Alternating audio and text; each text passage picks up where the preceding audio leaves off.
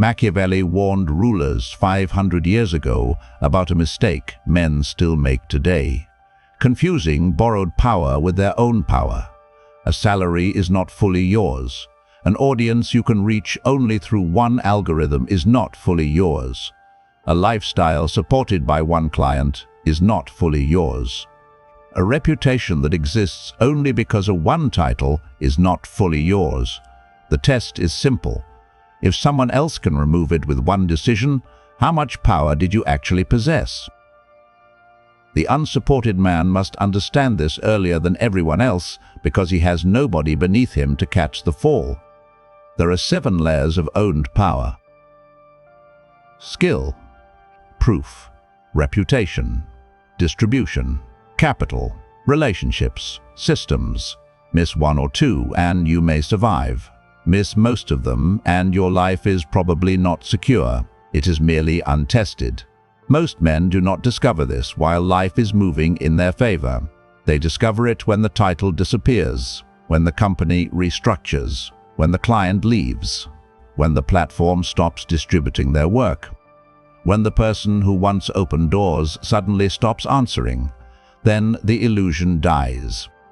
You had access to power. You did not own it. That distinction is brutal because borrowed security feels exactly like real security while it is working. The paycheck arrives. The boss praises you. The client keeps renewing. The followers increase. People return your calls. So you begin to relax inside a structure you do not control. You start confusing permission with possession. And because nothing has collapsed yet, you mistake stability for strength. This is where unsupported men get destroyed. Not because they are weak, not because they lack ambition, but because they build their identity around resources that can be withdrawn by someone less committed to their future than they are. A man with support can survive certain mistakes. He may have family money, a network, a second chance, a person to call when everything breaks. But the unsupported man cannot afford dependency disguised as progress. He has to ask colder questions. Not, do they like me? Not, am I being praised? Not, does this look impressive?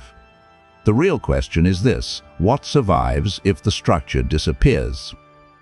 Michael Bloomberg learned this at 39. He had spent 15 years at Salomon Brothers. He entered Wall Street, rose through the firm, became a partner, oversaw equity trading and sales, and eventually ran the firm's information systems. Then Salomon was acquired in 1981. Bloomberg was pushed out. The title vanished. The institution vanished. The position he had spent 15 years building was gone. But something survived. His understanding of financial markets survived. His knowledge of information systems survived. His relationships survived. The capital he received from his partnership interest survived. And because those assets were not trapped completely inside the institution, he could convert them into something new.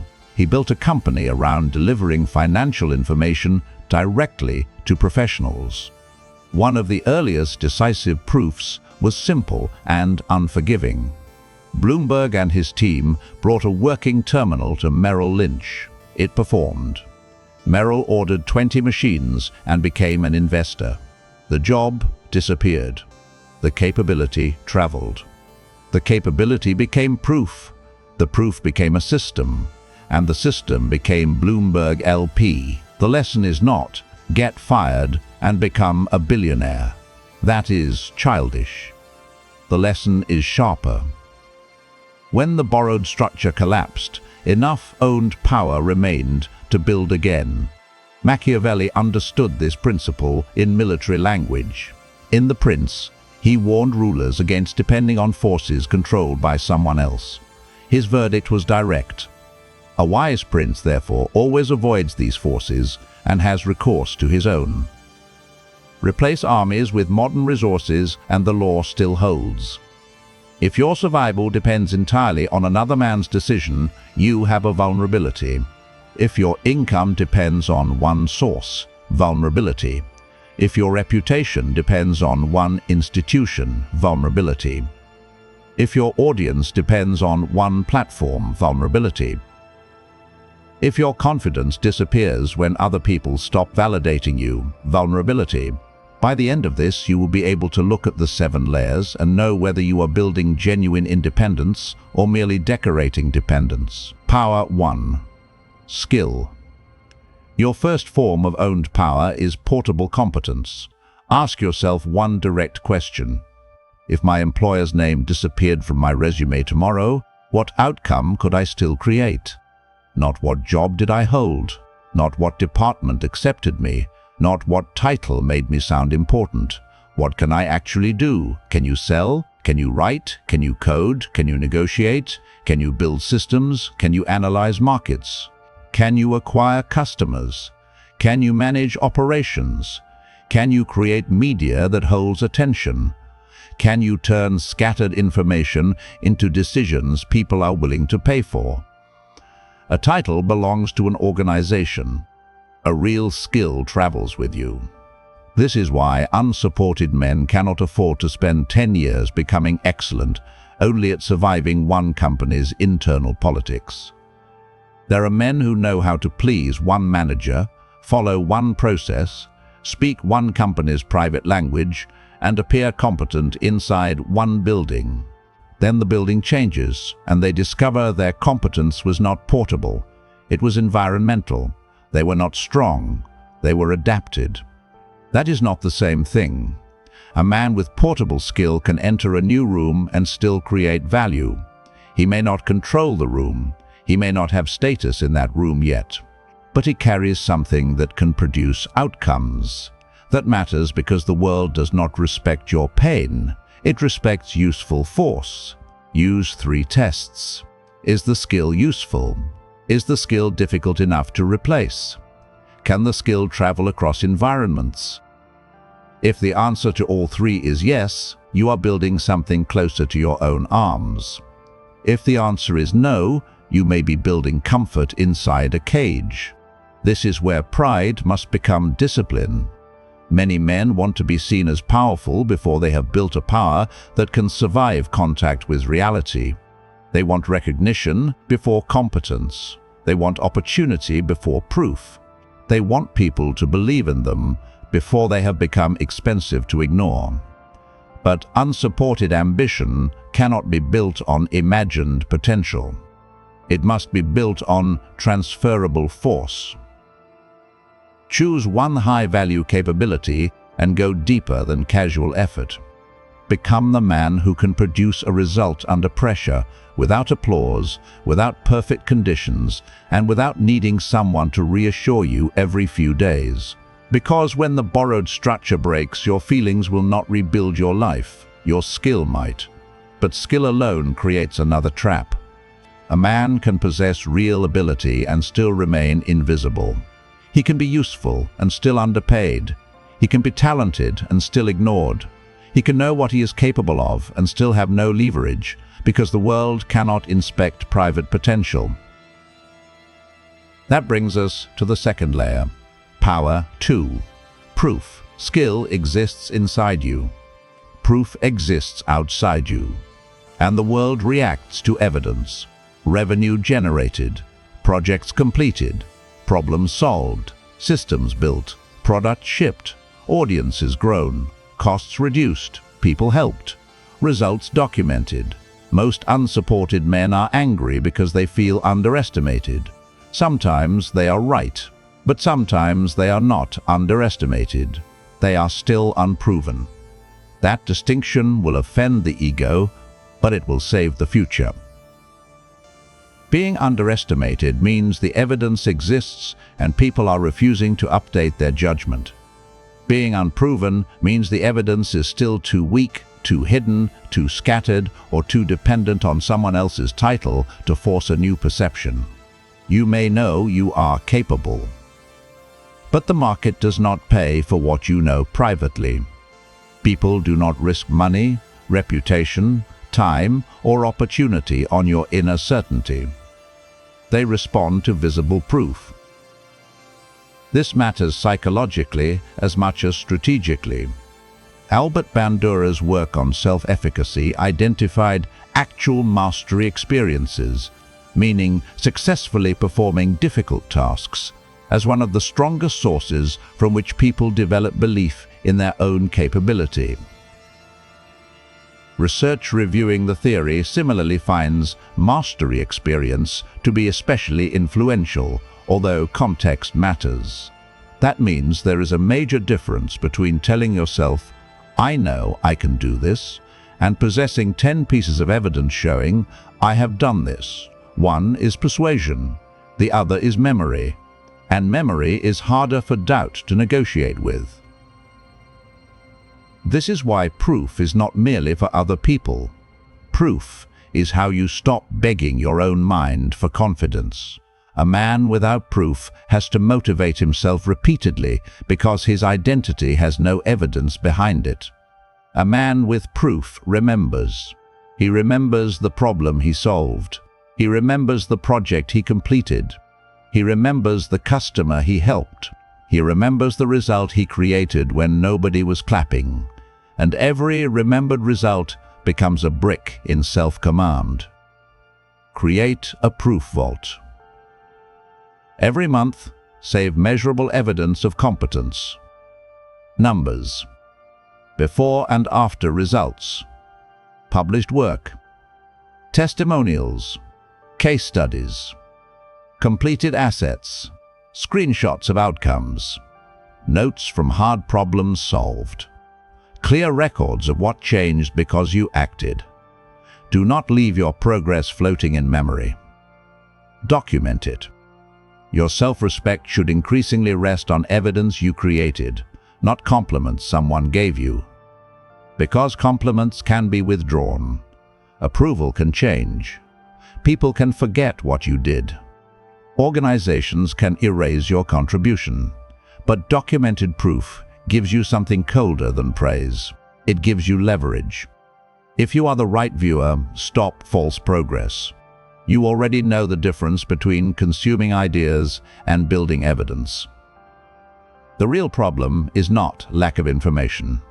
It is that your private ambition has not been converted into proof, positioning, discipline, funnels, leverage, and self-command. That is why I created the Patreon as the deeper system for men who want private frameworks, unfiltered breakdowns, and practical structures instead of more motivation. It is not for spectators. It is for men ready to measure themselves. The decision is yours. Proof creates confidence. But proof nobody sees still has limited social power. You can have ability, you can have evidence, you can have results, and still remain trapped if your name is not associated with a valuable expectation.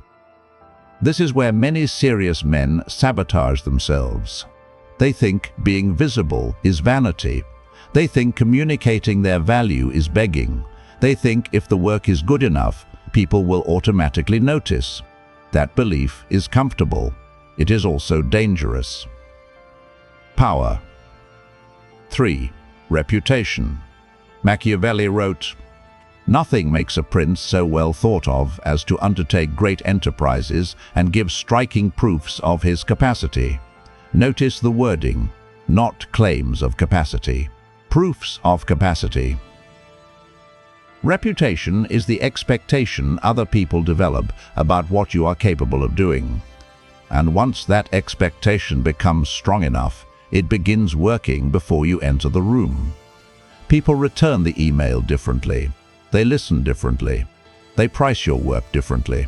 They introduce you differently. They decide faster because your name already carries meaning. That is power, not because reputation replaces competence. Reputation without competence becomes fraud, but competence without reputation remains underused. Unsupported men often hate this part because they want justice without positioning. They want the world to discover them cleanly, silently, and fairly. They want to be chosen without having to announce what they can do, so they hide. They work quietly. They wait to be discovered. Then they become resentful when louder men receive opportunities. That resentment is useless. The world is not obligated to investigate your hidden value. If your value is invisible, many people will treat it as non-existent. That does not mean you fake status. It means you make competence easier to verify. Publish useful work. Document outcomes. Contribute where serious people can see it. Associate your name repeatedly with one valuable capability. Not 10 identities. One clear association first. You want someone who hears your name to think, "He is the man who does this well." This is where reputation becomes an asset instead of an image. A fragile man wants to be admired in general.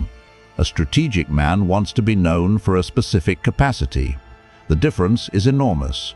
General admiration feeds the ego. Specific reputation creates opportunity. If you are known as disciplined, useful, precise, reliable, strategic, or dangerous in one valuable domain, your name starts moving ahead of you. And when your name moves ahead of you, you stop entering every situation as a stranger. But reputation creates little independence if one gatekeeper controls access to the people who know you. A company can control your visibility. A boss can control who hears about your work. A platform can control whether your audience sees you. A single institution can make you feel known while quietly owning the room where you are known. That is not sovereignty. That is rented attention. And this brings us to the fourth layer. Power. 4. Distribution. A creator with 1 million followers on one platform may possess enormous reach. But ask a colder question. Can he contact those people if the platform removes him tomorrow? This does not mean platforms are enemies.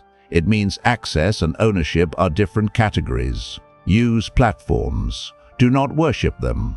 Do not confuse platform access with audience ownership. A platform can give you reach without giving you infrastructure. It can make you visible without making you secure. It can reward you today and bury you tomorrow.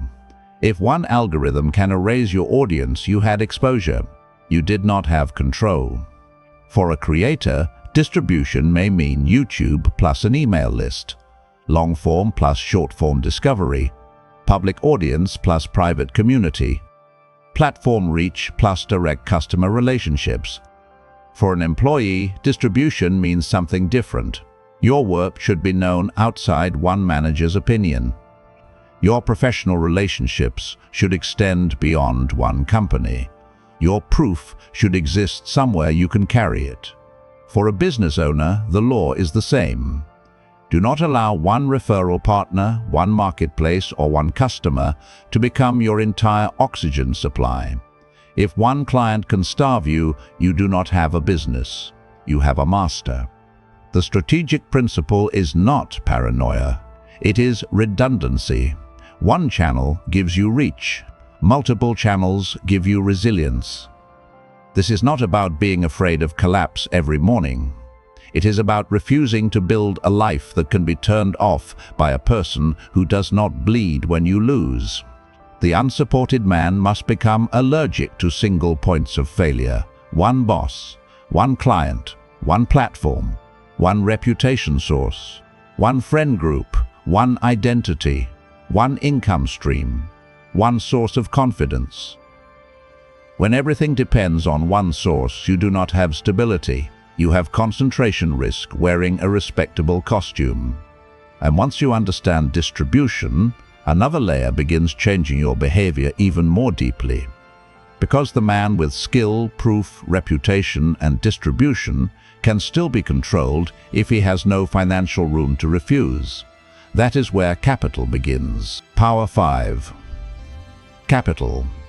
Money is usually presented as consumption, luxury, status, escape, pleasure, display. But Machiavellian realism sees another function. Money buys refusal. That is the part weak men do not understand until they are forced to accept terms they despise. The employee with no runway cannot negotiate like the employee capable of surviving a transition. The business owner who needs this exact client cannot negotiate like the business owner with 6 alternatives. The creator who needs immediate approval cannot create like the creator with reserves, systems, and patience. The man whose monthly obligations consume everything he earns does not possess the same psychological freedom as the man with room to maneuver. This is why capital is not merely wealth. It is stored optionality.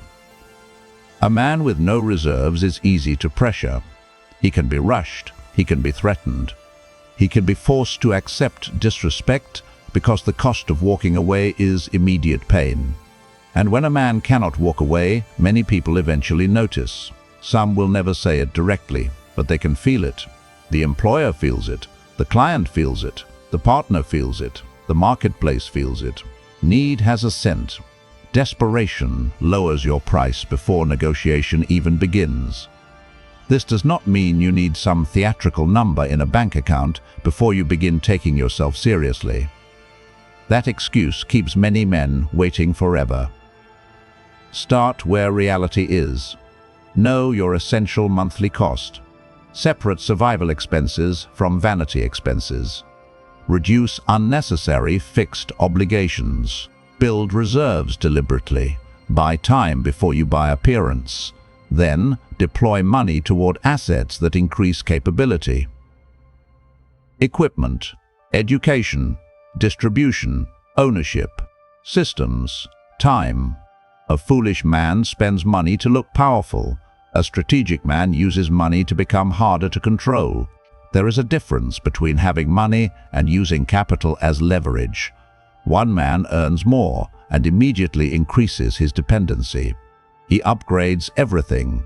Bigger payments, more obligations, more social display, more pressure to maintain an image. Another man earns more and quietly increases his refusal power. He lowers his desperation. He creates runway. He invests in tools. He buys time to build. He becomes less available to exploitation. The first man looks richer but becomes easier to trap. The second man may look ordinary while becoming dangerous. This is the private dignity of capital. It gives you the ability to say no without performing strength. It gives you time to think. It gives you space to choose. It gives you the psychological room to stop crawling toward every opportunity as if it were salvation. A man becomes harder to control when his survival is no longer attached to immediate approval. But capital alone can create another form of poverty. Because money cannot replace trustworthy people. Money cannot warn you when your judgment is becoming distorted. Money cannot introduce you to every room. Money cannot tell you the truth when your pride starts poisoning your strategy. A man who confuses independence with isolation may gain resources and still become fragile. That is why the 6th layer matters. Power. 6. Relationships. Forget the childish fantasy of total self-sufficiency. I need nobody is not power. It is often fear wearing armor.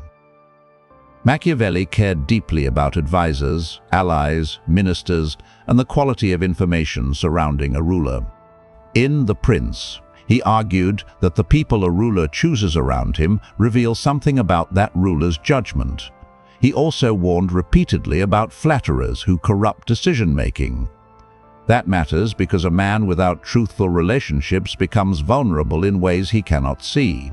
He may become arrogant because nobody corrects him.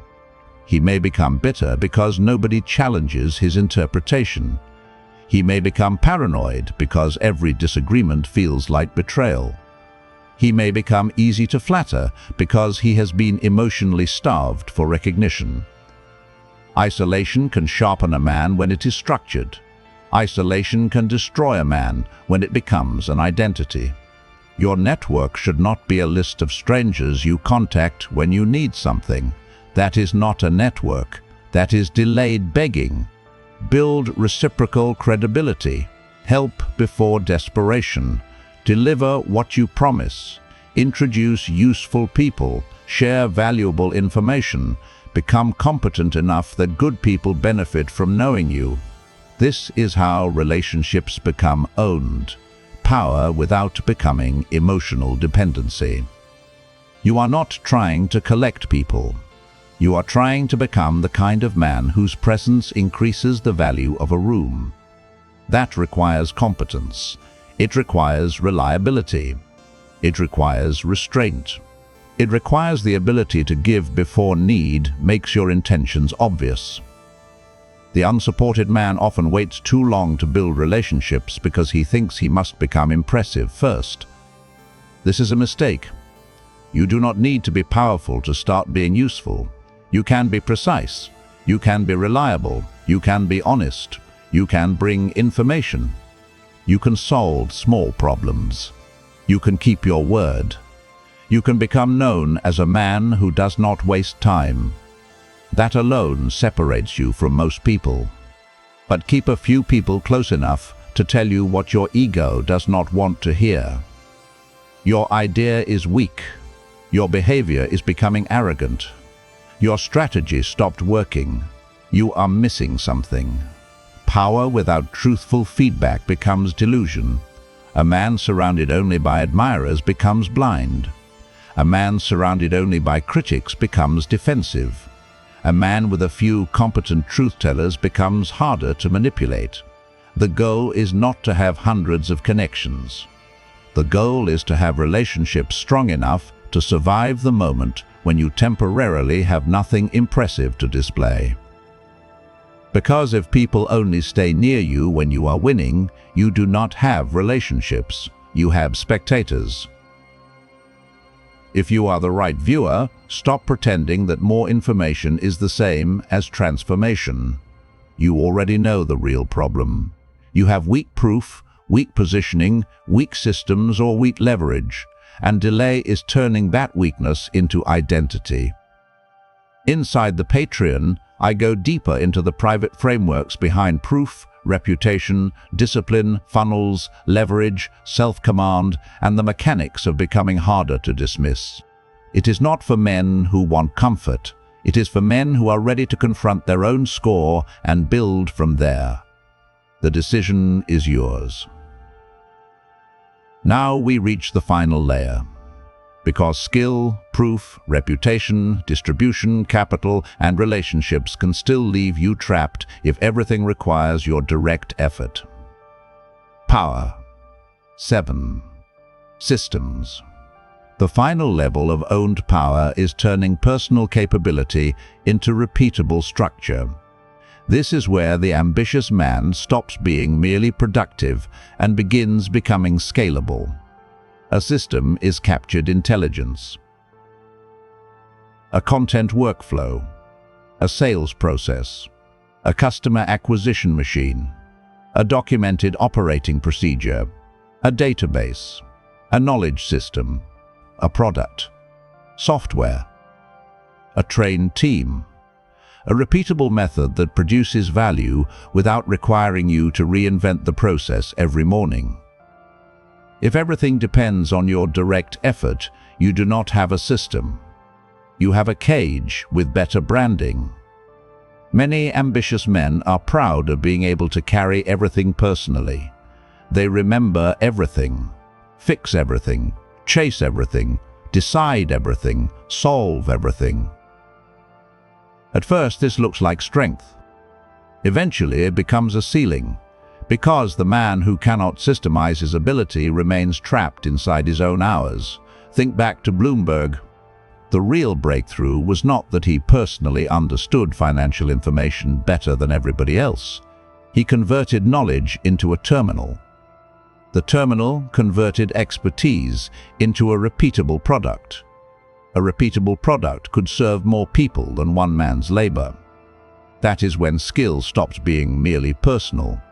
It becomes infrastructure, and infrastructure compounds. This is the difference between effort and leverage. Effort says, I must do this again tomorrow. A system says, the intelligence has been captured, improved, repeated, and transferred. A weak man hopes tomorrow he will feel disciplined again. A strategic man builds structure so tomorrow does not depend on mood. You need systems for your work. your learning, your content, your money, your relationships, your decisions, and your recovery.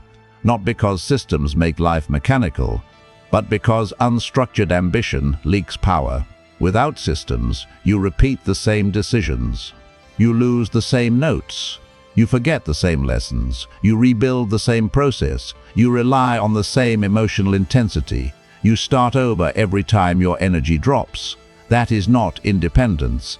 That is personal chaos with ambition attached. Now, score yourself. 7 categories: skill, proof, reputation, distribution, capital, relationships,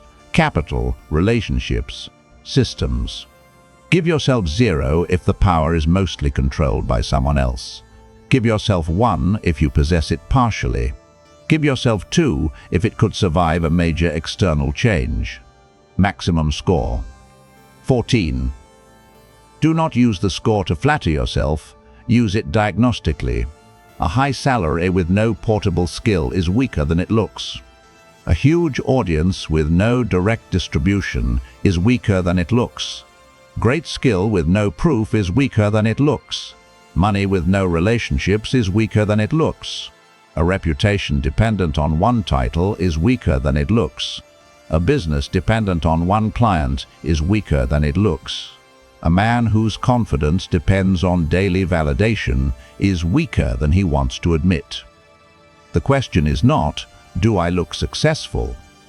The question is, how much of my current position survives another person's decision? That is the verdict. And this verdict will offend every part of you that wants comfort, because it forces you to separate image from ownership. It forces you to admit where you are still dependent. It forces you to see that some parts of your life may only feel strong because nobody has tested them yet. But this is not where you panic. This is where you build. Stop trying to own every outcome. You cannot. Fortune still exists. Companies fail. Markets change. Platforms change. People leave. Technology changes. Strong men still take losses. Strategic men still face uncertainty. Machiavelli never promised perfect control. His deeper principle was preparation against dependency. You cannot remove uncertainty, but you can remove some of the handles uncertainty uses to control you. So, replace the old operating system. Get a secure position and protect it with a stronger one.